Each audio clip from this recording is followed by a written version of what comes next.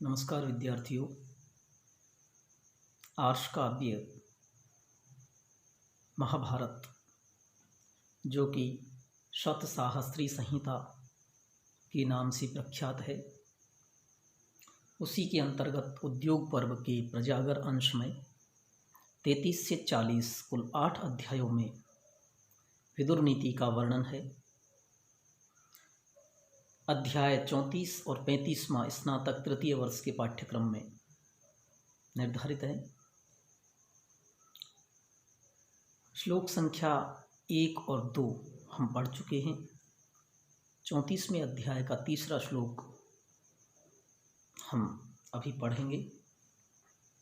श्लोक है, पापाशंकी पापमेवानुपश्यन् पृच्छामि त्वां व्याकुलेनात्मनाहम् तन्मे कवे ब्रूहि सर्वं यथावन् मनीषितं सर्वमजातशत्रोः। पापाशंकी पापमेवानुपश्यन् पृच्छामि त्वां व्याकुलेनात्मनाहम् तन्मे कवे ब्रूहि सर्वं यथावन् मनीषितं सर्वमजातशत्रोः। पापाशंकी, पाप प्लस आशंकी। पाप अर्थात अनिष्ट, पापाशंकी अनिष्टाशंकी, अनिष्ट की आशंका करने वाला।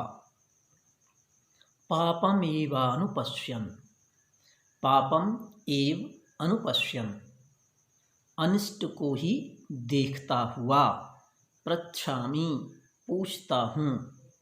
त्वाम, तुमको। व्याकुलेन आत्मना हम, व्याकुलेन आत्मना अहम। व्याकुलेन व्यग्र, व्याकुल, उत्कंठित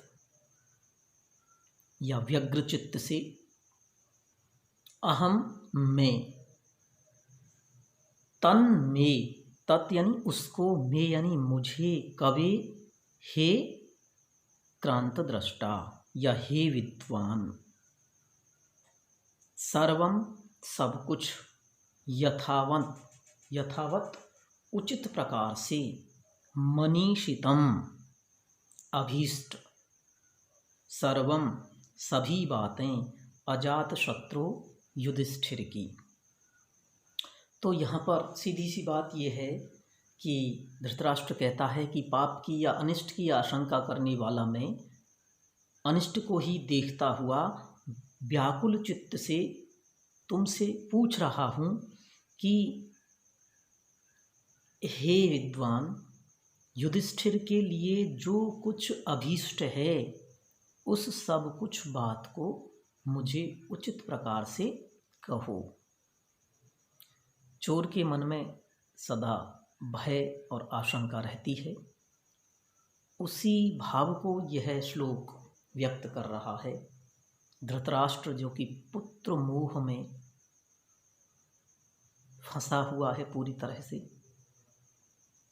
केवल उसे अपने पुत्र का हित दिखाई दे रहा है और इसीलिए विदुर से पूछता है कि जो युधिष्ठिर के लिए अभीष्ट हो उस सब बात को मुझसे कहो, ताकि कोई ना कोई मार्ग ऐसा मिले जिससे मेरे पुत्र के लिए कोई ना कोई सफलता का मार्ग दिख सके। तो पापाशंकी पापम एव अनुपश्यन् अहम त्वाम व्याकुलेन आत्मना पृच्छामि। पाप अनिष्ट की आशंका करने वाला मैं अनिष्ट को ही देखता हुआ और व्यग्र चित्त से तुमसे पूछ रहा हूँ कि युधिष्ठिर के लिए जो भी अभीष्ट हो उस सब बात को मुझसे कहो। तो तीसरे श्लोक में ये प्रश्न युधिष्ठिर ने विदुर से किया, क्षमा करें, धृतराष्ट्र ने विदुर से यह प्रश्न किया। अब चतुर्थ श्लोक में विदुर उत्तर देंगे, जिसका हम अगले वीडियो में अध्ययन करेंगे। धन्यवाद।